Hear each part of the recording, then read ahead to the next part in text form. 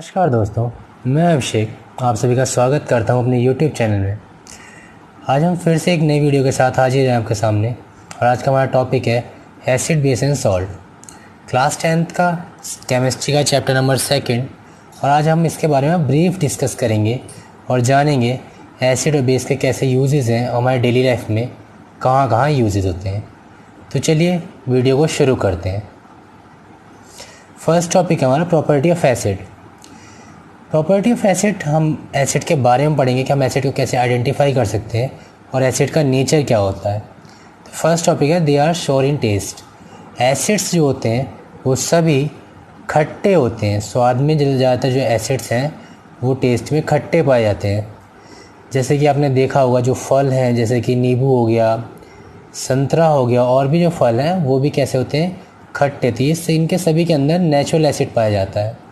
Second topic हमारा they gives hydrogen ion in aqua solution. जब acid को water के साथ मिक्स किया जाता है तो एसिड H पॉजिटिव आयन में ब्रेक आउट हो जाता है। इसे बोलते हैं H पॉजिटिव आयन हमें देता है जब भी हम इसे एक्वा सॉल्यूशन में मिक्स करते हैं। They turn blue litmus paper into red. जो ब्लू लिटमस पेपर है वो रेड फॉर्म में कन्वर्ट हो जाता है जब भी हम एसिड के अंदर डिप करते हैं किसी भी लिटमस पेपर को, तो वो हमें रेड कलर का देता है। Acid corrode metals. एसिड के साथ जब भी कोई मेटल रिएक्शन करता है तो उसके अंदर कोरिजन नाम की प्रोसेस होता है। तो एसिड के अंदर कोरोड की ही प्रोसेस या प्रॉपर्टी होती है। एसिड दो तरह के होते हैं, एक मैन मेड एसिड होता है और एक नेचुरल एसिड्स होते हैं। तो स्ट्रॉन्ग एसिड जितने भी हैं वो सभी मैन मेड एसिड हैं, जैसे HCl hydrochloric acid, H2SO4 sulphuric acid, HNO3 nitric acid. ये सभी वो एसिड्स हैं जो काफ़ी स्ट्रॉन्ग हैं। वीक एसिड में जैसे हम कह सकते हैं एसिटिक एसिड हो गया CH3COOH जो विनेगर के अंदर पाया जाता है। ऑक्जेलिक एसिड हो गया। ये सभी एसिड जो है वो वीक है। नेक्स्ट टॉपिक हमारे पास है डिल्यूट एसिड। डिल्यूट एसिड को हम इस तरह से समझ सकते हैं less acid and more water in concentration. एक ऐसे एसिड जिसमें वाटर का अमाउंट ज़्यादा होता है और एसिड का अमाउंट कम होता है, इसे हम डिल्यूट एसिड कहते हैं और ये इतना हार्मफुल इफ़ेक्ट नहीं रखता है एक्चुअल में। कंसनट्रेटेड एसिड एक ऐसा सॉल्यूशन एसिड का जहाँ पर एसिड की मात्रा ज़्यादा होती है और वाटर की मात्रा कम होती है, इसे बोलते हैं हम concentrated acid. More acid and less water in concentration. ज़्यादा एसिड हो और वाटर का अमाउंट कम से कम हो, that is called concentration acid. Next topic है हमारा प्रॉपर्टी ऑफ बेस। तो they are bitter in taste. जो बेस है वो टेस्ट में कड़वे होते हैं। आपने देखा भी होगा, एक एग्जांपल मान लीजिए जैसे शॉप होता है, शॉप एक बेस है और कभी हम खा लेते हैं, गलती से मुंह में चला जाता है तो वो काफ़ी कड़वा लगता है हमें। Second, they turn red litmus paper into blue. Base की प्रॉपर्टी है कि अगर उस लिटमस पेपर के साथ रिएक्ट कराया जाए या उसे में लिटमस पेपर डिप किया जाए तो red litmus paper blue colour में चेंज हो जाता है। They gives OH ion in aqua solution. वो हमेशा OH आयन हमें गिवन करता है जब भी वाटर के साथ रिएक्शन करते हैं या उसे वाटर के साथ मिक्सअप करते हैं। दे आर सोपी इन टच।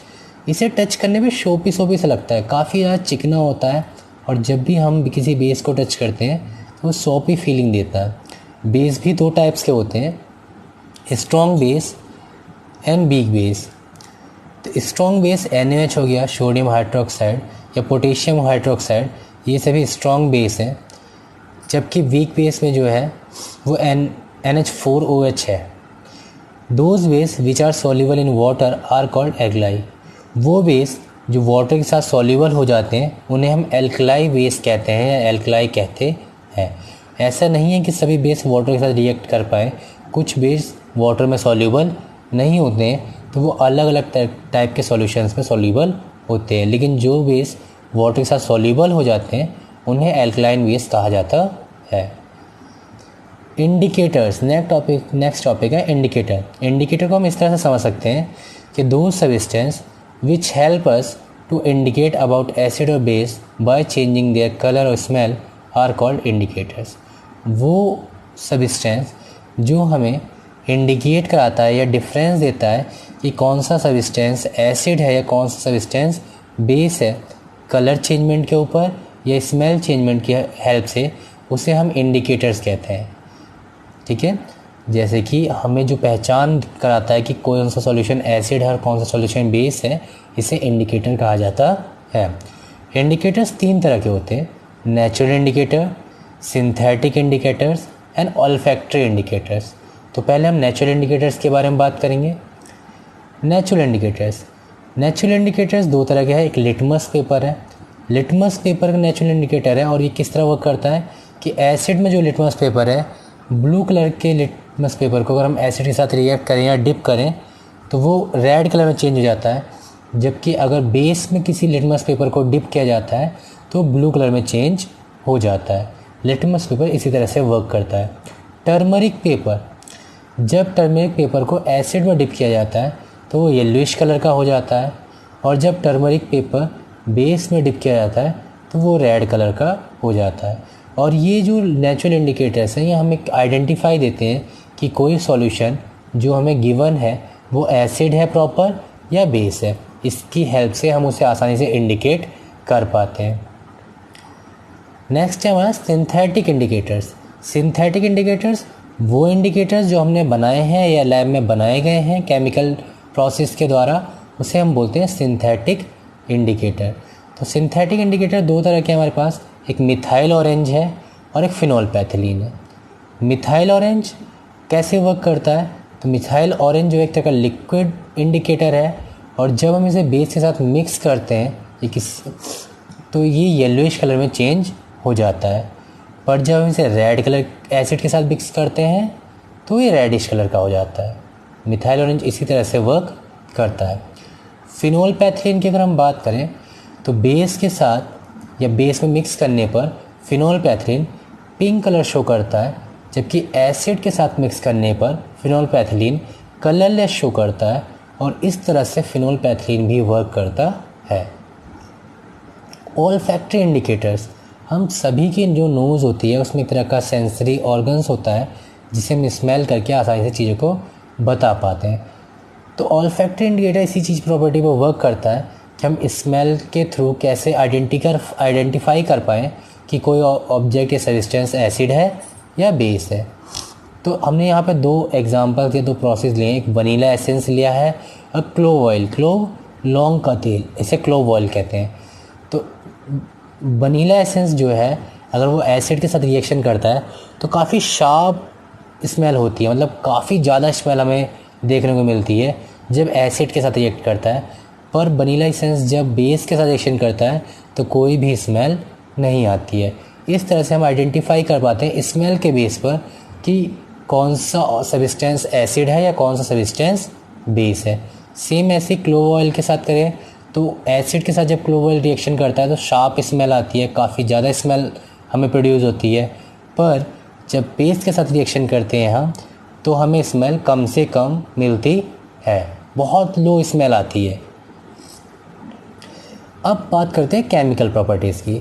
तो एसिड की केमिकल प्रॉपर्टीज़ की बात करते हैं, और केमिकल प्रॉपर्टीज़ में एसिड में जो फर्स्ट प्रॉपर्टी है वो है reaction of metal with acid, कि जब कोई मेटल एसिड के साथ रिएक्शन करता है तो हमें सॉल्ट फॉर्म होता है और साथ में हाइड्रोजन गैस इवॉल्व होती है, निकलती है। इसे हम एग्जांपल के साथ समझ सकते हैं, 2HCl + Zn, तो हमें प्रोडक्ट में मिलता है ZnCl2 + H2। हम कैसे आइडेंटिफाई कर पाते हैं, तो इसका टेस्ट भी है जो हम डिस्कस करेंगे, test of hydrogen gas. Hydrogen gas का टेस्ट इस तरह से कंफर्म करते हैं कि जो गैस फर्स्ट रिएक्शन में या फर्स्ट प्रॉपर्टी ऑफ एसिड में निकल रही थी, we can test the release of hydrogen gas by bringing burning candle near a gas bubble, they will burst with a pop up sound. जो गैस फर्स्ट रिएक्शन में निकल रही थी, अगर उसके आसपास हम कोई जलती हुई कैंडल ले के जाएंगे तो उसमें पॉपअप का साउंड आता है, और इस तरह से हम कंफर्म कर पाते हैं कि क्या हाइड्रोजन गैस इवॉल्व हो रही है, हाइड्रोजन गैस उस रिएक्शन के बाद निकल रही है या नहीं। अगर हाइड्रोजन गैस निकलेगी तो कंफर्म है कि कोई भी बर्निंग चीज़ ले जाएंगे, कोई फायर की चीज़ ले जाएंगे आप उसके आसपास, तो उसमें पॉपअप साउंड होता हुआ नज़र आएगा, आपको साउंड आएगा पॉपअप का। हमारी सेकंड रिएक्शन है केमिकल प्रॉपर्टी ऑफ एसिड में रिएक्ट ऑफ मेटल कार्बोनेट, कि जब कोई एसिड किसी मेटल कार्बोनेट से रिएक्शन करता है तो सॉल्ट बनाता है, साथ में कार्बन डाइऑक्साइड और वाटर। एग्जाम्पल ले सकते हैं हम कि 2HCl + Na2CO3, ये सोडियम कार्बोनेट है जो मेटल कार्बोनेट की एक फॉर्म है, और जब ये रिएक्शन करता है तो बनता है 2NaCl + CO2 + H2O। Carbon dioxide gas इस रिएक्शन में इवॉल्व होती है और हम इसे कंफर्म कर पाते हैं एक प्रोसेस, एक टेस्ट के थ्रू, और मैं वो टेस्ट हम डिस्कस करेंगे यहाँ पर। देखिए टेस्ट है, it can be test by passing it through a limestone, कि जब कार्बन डाइऑक्साइड निकलती है सेकंड प्रॉपर्टी ऑफ एसिड में, तो हम उसे इस तरह टेस्ट कर पाते हैं कि अगर कैल्शियम हाइड्रोक्साइड में वो कार्बन डाइऑक्साइड मिक्स कर दी जाए तो कैल्शियम कार्बोनेट बनता है, जो कि एक मिल्की, एक दूधिया कलर का कोई सॉल्यूशन होता है। अगर वो कार्बन डाइऑक्साइड नहीं हुई तो कैल्शियम हाइड्रोक्साइड चेंज नहीं होगा मिल्की वे में, पर अगर वो कार्बन डाइऑक्साइड गैस हुई तो वो मिल्की वे सॉल्यूशन में चेंज हो जाएगा। इस तरह से हम कंफर्म कर पाते हैं कि कार्बन डाइऑक्साइड गैस इवॉल्व हो रही है। थर्ड रिएक्शन है इसकी कि reaction of metal hydrocarbonates with acid.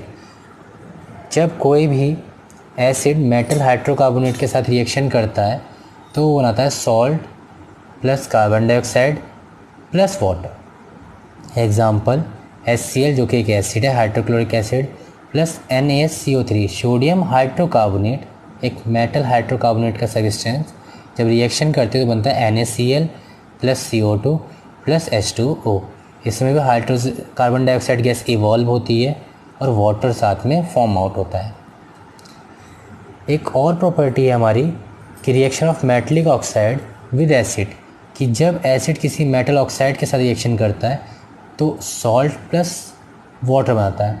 हम जानते हैं कि जब भी मेटल ऑक्साइड के साथ रिएक्शन करता है तो बेसिक नेचर का होता है, और जब भी एसिड और बेस की रिएक्शन होती है तो उसे हम न्यूट्रलाइजेशन रिएक्शन कहते हैं, और हमेशा सॉल्ट ही फॉर्म होता है। एग्जाम्पल देख सकते हैं कि 2HCl hydrochloric acid + CaO calcium oxide, reaction करने के बाद सॉल्ट बनता है कैल्शियम क्लोराइड का, और साथ में वाटर गैस इवॉल्व होती है। अब हमने एसिड की प्रॉपर्टीज़ ख़त्म कर ली, अब जो आगे की प्रॉपर्टीज़ हैं वो बेस की हैं। तो हम बेस की पहली केमिकल प्रॉपर्टी डिस्कस करेंगे कि chemical property of base first है कि reaction of metal with base, कि अगर मेटल रिएक्शन करते हैं बेस के साथ तो क्या बनता है।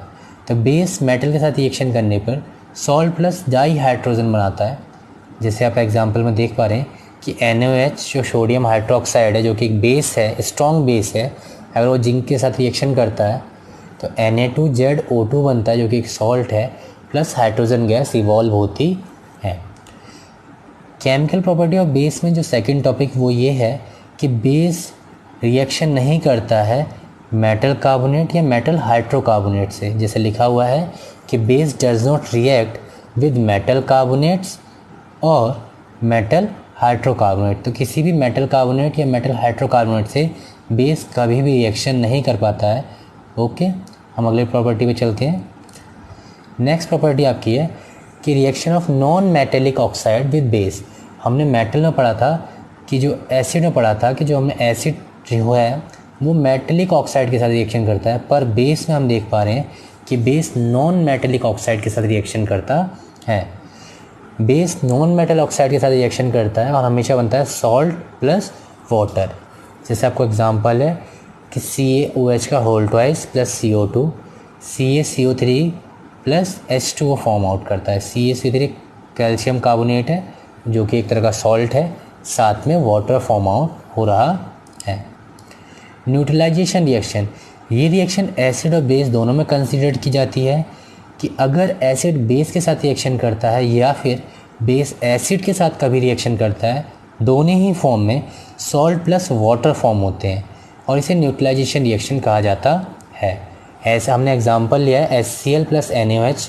HCl भी एक स्ट्रॉन्ग एसिड है, हाइड्रोक्लोरिक एसिड, और NaOH एक स्ट्रॉन्ग बेस है, सोडियम हाइड्रोक्साइड, फॉर्म करता है NaCl जो कि एक सॉल्ट है, प्लस वाटर, यानी सेल को हम कॉमन सॉल्ट के नाम से भी जानते हैं, और प्लस वाटर फॉर्म आउट होता है। हमारा नेक्स्ट टॉपिक है एसिड और बेस में डिफरेंस। तो चलिए थोड़ा डिफरेंस देखते हैं इस टॉपिक में, एसिड और बेस में। जैसे हमने सारी प्रॉपर्टीज़ पढ़ ली हैं, फिजिकल प्रॉपर्टीज़ भी पढ़ ली हैं एसिड और बेस की, और केमिकल प्रॉपर्टीज़ भी हमने अच्छे से स्टडी कर ली है। तो कुछ डिफरेंस देख लेते हैं एसिड और बेस में। एसिड शोर इन टेस्ट, एसिड का जो टेस्ट होता है वो खट्टा होता है, पर base bitter in taste, base का जो टेस्ट होता है वो कड़वा होता है एक्चुअल में। ये फर्स्ट डिफरेंस है। सेकंड डिफरेंस है acid turn blue litmus red, acid में जब भी लिटमस पेपर डिप करते हैं तो ब्लू लिटमस को रेड कलर में चेंज कर देता है, पर बेस में turns red litmus blue, base जो है वो रेड लिटमस को ब्लू कलर में चेंज कर देता है। थर्ड है acid change methyl orange to red, जब भी मिथाइल ऑरेंज एसिड के साथ रिएक्शन करता है तो हमेशा रेड कलर में चेंज हो जाता है, पर base change methyl orange to yellow, base के साथ जब मिथाइल ऑरेंज रिएक्शन करता है तो येलो कलर फॉर्म आउट करता है। Phenolphthalein remain constant, fourth point है फिनोल पैथिलीन रिमेन कांस्टेंट, जब फिनोल पैथिलीन एसिड के साथ रिएक्शन करता है तो वो कलरलेस रहता है, उसमें कोई चेंज नहीं होता। Phenolphthalein gives pink colour, जब बेस के साथ रिएक्शन करता है फिनोल पैथिलीन तो हमें पिंक कलर का सॉल्यूशन प्रोवाइडेड कराता है। फिफ्थ पॉइंट है acid do not gives soapy touch, acid हमें शॉपी टच नहीं देता, पर शॉपी टू टच, जब हम बेस में आते हैं तो बेस टच करने पे हमें शॉपी शॉपी फील कराता है, साबुन जैसा जो टच होता है ऐसा कुछ फील आता है। Acid gives hydrogen ion in solution, जब एसिड को वाटर के साथ मिक्स किया जाता है तो हमें H पॉजिटिव आयन प्रोवाइडेड कराता है, पर बेस हमें हाइड्रोक्साइड आयन प्रोवाइड कराता है, जो OH नेगेटिव आयन हमें होता है वो हमें प्रोवाइडेड कराता है। अगला टॉपिक है यूनिवर्सल इंडिकेटर्स। यूनिवर्सल इंडिकेटर एक तरह का इंडिकेटर है जो हमें हेल्प करता है इंडिकेट करने में, चीज़ों को मदद करने में, आइडेंटिफाई करने में कि कौन सी चीज़ एसिड है या बेस है, और साथ में हमें इस चीज़ की मदद करता है कि कौन सी चीज़ स्ट्रॉन्ग एसिड है और कौन सा सॉल्यूशन स्ट्रॉन्ग बेस या स्ट्रॉन्ग एसिड है। इस तरह की चीज़ें हमें आसानी से आइडेंटिफाई करने में यूनिवर्सल इंडिकेटर मदद करता है। It is a mixture of several indicators, ये कुछ इंडिकेटर्स का मिक्सचर है। It show different colour at different concentration of H positive ion in the solution. Actually में यूनिवर्सल इंडिकेटर करता क्या है कि हमें जो लिटमस इंडिकेटर है, बाकी इंडिकेटर्स हैं, वो हमें मदद करते हैं आइडेंटिफाई करने में एसिड और बेस में, पर यूनिवर्सल इंडिकेटर हमें ये भी बता पाता है कि कोई सॉल्यूशन कितना ज़्यादा एसिडिक या कितना कम एसिडिक है, या कितना स्ट्रॉन्ग बेस या कितना लो बेसिक है। इस तरह की चीज़ों में यूनिवर्सल इंडिकेटर हमें मदद करता है। देखिए इसमें आपको कुछ pH स्केल के बारे में बताया गया, जिससे कि जो एसिड 0 होता है, ऐसे एसिड जो काफ़ी स्ट्रॉन्ग होते हैं वो हमें बैटरी में देखने को मिलते हैं। शुरू के 0, 1, 2 वाले जो एसिड्स हैं, इस नंबर पे जो कलर्स हैं, जो एसिड है वो काफ़ी स्ट्रॉन्ग होते हैं। 3, 4, 5, 6 वाले वीक एसिड होते हैं। 7 न्यूट्रलाइजेशन रिएक्शन होती है, वो ना एसिड होता है ना बेस होता है, और वाटर न्यूट्रल में आता है, ना तो वाटर एसिड होता है ना ही बेस होता है। इसी तरह से 8, 9, 10, 11 तक लगभग एक वीक बेस कहलाते हैं, और उसके ऊपर के जो बेसिस हैं 12, 13 और 14 नंबर पे जो आते हैं, इन्हें हम स्ट्रॉन्ग बेस के नाम से जानते हैं। तो हम इसमें देख लेते हैं, जैसे 0 नंबर पे बैटरी एसिड होता है जो कि बहुत ज़्यादा स्ट्रॉन्ग होता है। 1 पे हमारा स्टमक एसिड होता है जो हमारे स्टमक के अंदर बनता है, जो डाइजेशन के प्रोसेस में हेल्प करता है, हमें आसानी से फूड को डाइजेस्ट करता है। सेकंड नंबर पे विनेगर आता है, सिरका जो पिकल्स, अचारों में और बाकी चीज़ों में यूज़ किया जाता है। थर्ड नंबर पे ऑरेंज जूस आता है, ऑरेंज जूस जिसे हम यूज़ कर पाते हैं। फोर्थ पे टमाटो हो गया, ब्लैक कॉफ़ी हो गई फिफ्थ नंबर पर। ये वो सारी चीज़ें वीक एसिड है, इन्हें हम डाइजेस्ट कर सकते हैं, हमें ईट कर सकते हैं आसानी से। 6 पे यूरिन हो गया। 7 पे वाटर, जैसे हमने बात की कि वो ना न्यूट्रल है, ना तो एसिड है वाटर और ना ही बेस है। 8 नंबर पे सी वाटर आता है, समुद्र का पानी जो आपका है बेसिक है, लेकिन नॉर्मल बेसिक है, कोई ज़्यादा प्रॉब्लम नहीं होती। 9 पर आपका बेकिंग सोडा है।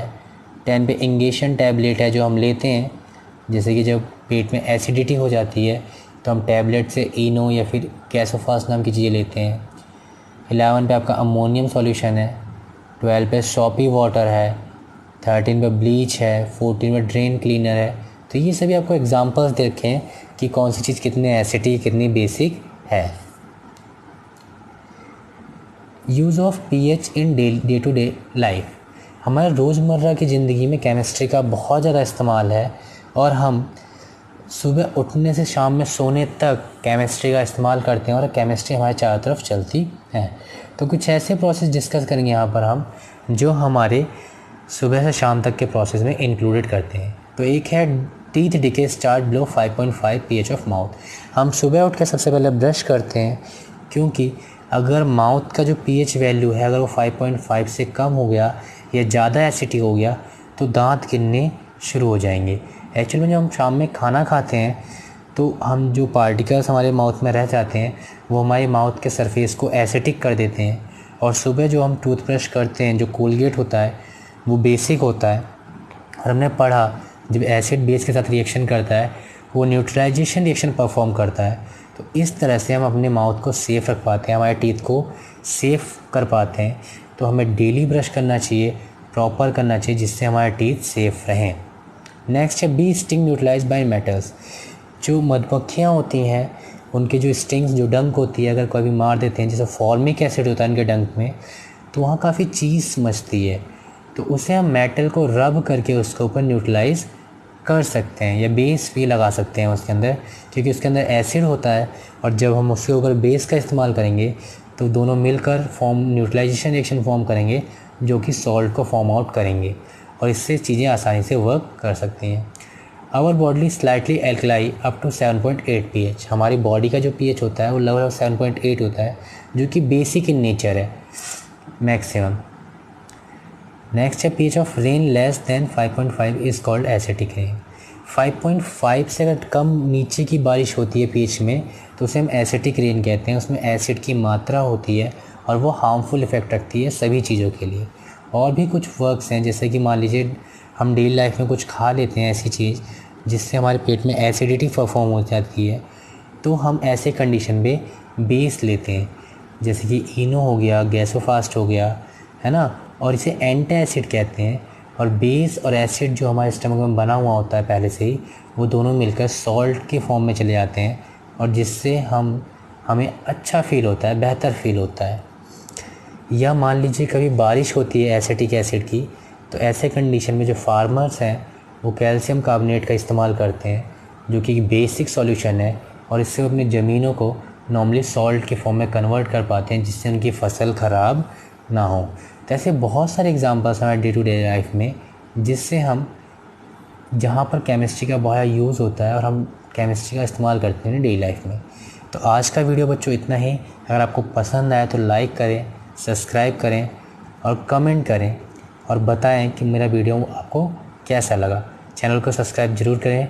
अगर आपको ये वीडियो पसंद आया तो हमारी नई वीडियोस इसी चैनल पर आती रहेंगी। ओके बच्चों, तो आज के लिए इतना ही। बाकी का जो चैप्टर का पार्ट बचा हुआ है, जो सॉल्ट का पार्ट है, वो हम आपको नेक्स्ट वीडियो में मिलेंगे। Thank you.